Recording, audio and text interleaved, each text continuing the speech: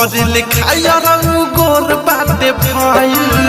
पर गइल महंगा नादानी हमारे कइल तोहरे लिखाया रंग गोर बाटे भइल पर गइल महंगा नादानी हमारे कइल तोहरे पता को से तनी पुरान था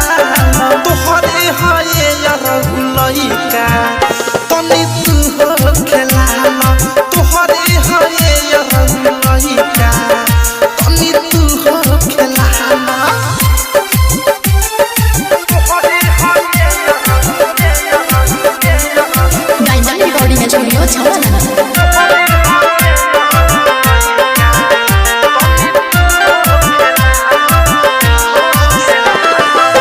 प्यार के निशानी तू दिल बार हमके यही चक्कर में पिटाइल रही जम के प्यार के निशानी तू दिल बार हमके यही चक्कर में पिटाइल रही जम के राइटर थार प्रेमियों भेस एक नियरा बोला तोहरे हये यार लइका तनी तू हो खेलाना तोहरे हये यार लइका तनी तू हो खेलाना सोनिया से मिले न तनी को मुँह तोहरे बजाना तोहरे हये यार लइका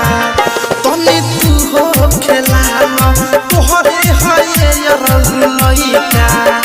तनी तू हो खेलाना ना हो।